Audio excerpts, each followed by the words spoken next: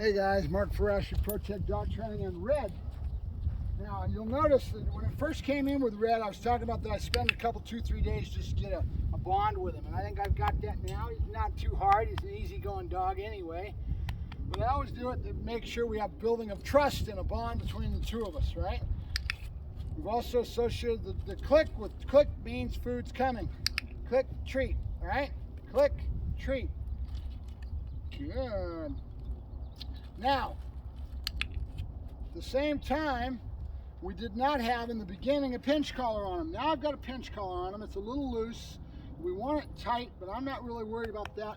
The main thing I kind of want to accent right now is what we call opposition reflex. It's a very natural thing in dogs. That's why we don't recommend harnesses, because a harness makes the dog want to pull. They pull into anything that's going to be opposition the opposite way from them, and most people don't understand that. Dogs start pulling and they're trying to get forceful with the dog. All they're doing is increasing it. That's why we use tools like a pinch collar. Dog is generally not going to want to pull into a pinch because it's not comfortable, but we want to make sure we have proper jerk pops, jerk release, leash pops as they call them. There's all kinds of words for it, which means that I always leave the dog with slack, and out of the blue he gets a little pop, right? Instead of allowing the dog to have tension that he wants to pull into. And by the way, this opposition reflex is very natural for us too. If I push into somebody, they're going to want to push back. A lot of times when you learn martial arts, you learn these techniques to learn how to take a person and flip them on their ass. Well, one of the ways is to push into them. Their arm is out like this. You push into the arm, they're going to want to resist and push back. As they start to push back, all that momentum is forward, and then you flow with it and you take it towards the direction you want to go. And that's opposition reflex. We have it in us as well, and I'm sure that a lot of animals do, probably horses as well too. It's something that we can use in the psychology of an animal in regards to training, and that's why we do things in the right way. If you get online on my YouTube videos and you look at the very top tab, you're going to see a bunch of tabs. It's video, library, all this stuff. You can scroll right and left, pull your finger on it, it'll go right and left. Look for the community tab. I have a full list of videos that I've done on healing. I've also got one on the e-collar. And I've got about 6-8 different videos in each library, right? And it explains exactly how I approach the tools. Either an e-collar, nope, good. Or healing and the healing exercise, and for us, no, good. So keep it in mind, it's no charge for that. You go look in that community tab, go through those videos, you'll have an understanding of what we're doing, right? Eros, what are you doing? Good boy. Good. All right, so we've now got a pinch collar on him. We want to be conscientious and aware of what we call opposition reflex. We do not want to have tension on this. Another thing, a big thing I wanted to point out today is what you see here. He's on a martingale most of the time. That's going to allow him to pull into this, and there's no detriment to him at all. He can just pull into his heart's content.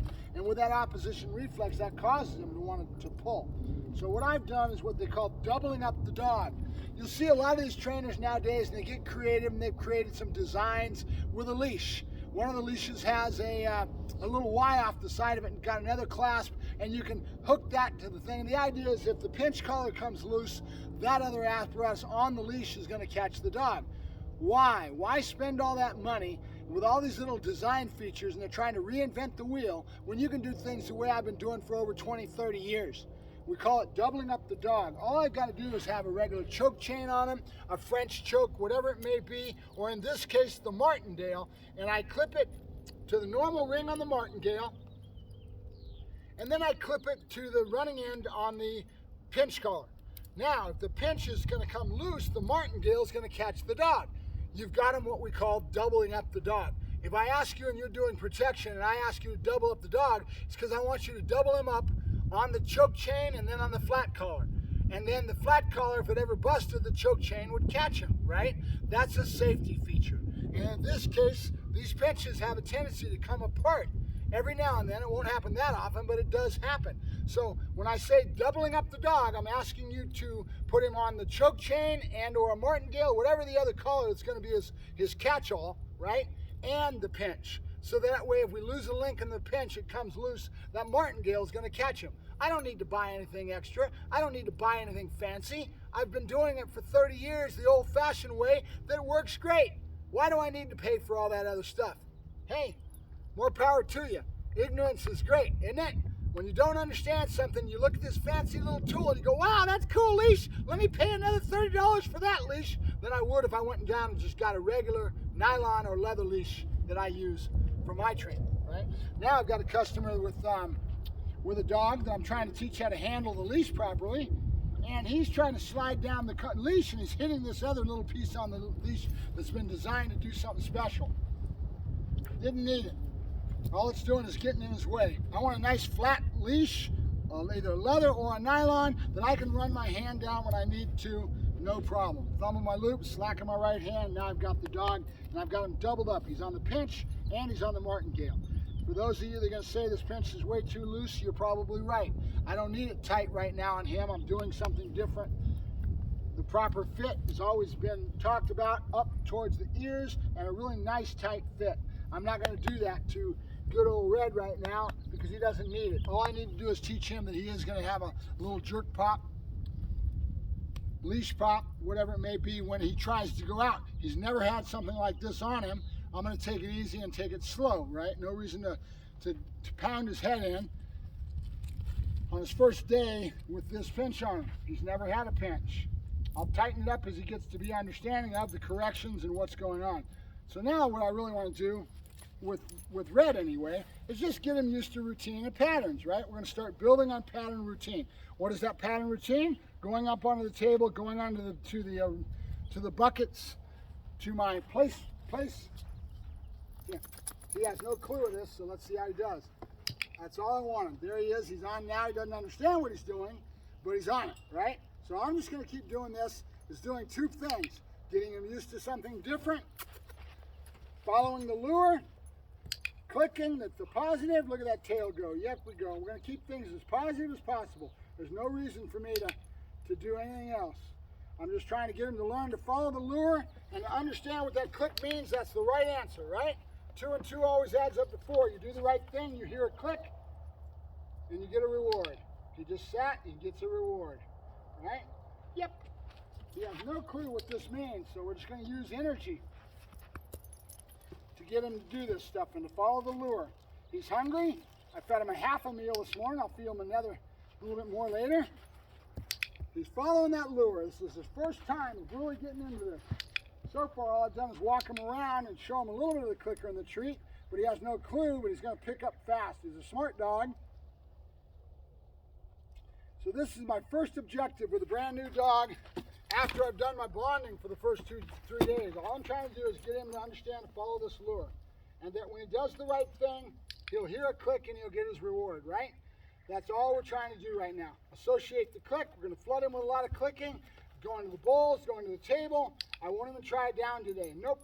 He saw food hit the ground, his brain goes to that. I don't want him to learn that because he's got a nose. He's more of a hound dog.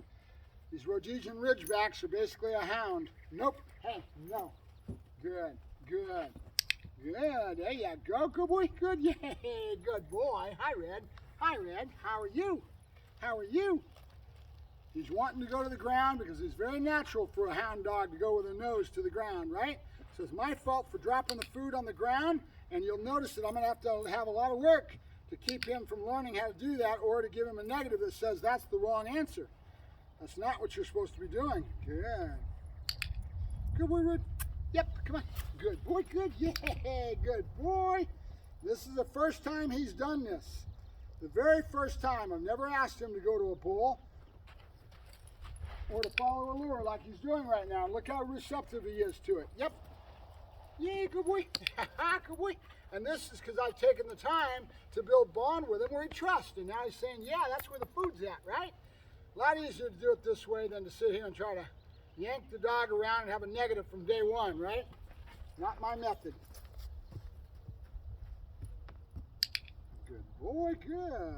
Every time he hears the click, he gets a reward. Spatial pressure, let's see what he does. Every time I click, even though I wasn't doing the right thing, nope. He's wanting to go to the ground, get that food. Really natural for Red. Red says, I'm a hound dog, Dad. I'm a real hound dog. Nope, come on, what do you got? You seeing something? No, there's nothing there. Now this right here, he's seeing shadows. He's looking for a bug. There is no bug. But this dog has obviously been snapping at bees, probably at home, or some kind of flies. Something that's got him doing this. His previous behavior that's coming into his noggin. Because there is no bug around at all. He's just, his brain is floating into other previous behaviors. Good boy, good. Good boy, good. Nope, nope. And we'll just keep trying to add up 2 and 2, giving him no markers, good, yes when he does the right thing, or yep when he's springing. The first thing I want to teach him is that yep, to spring off of that table onto the buckets, onto our placemats. That's all these are, is placemats, right?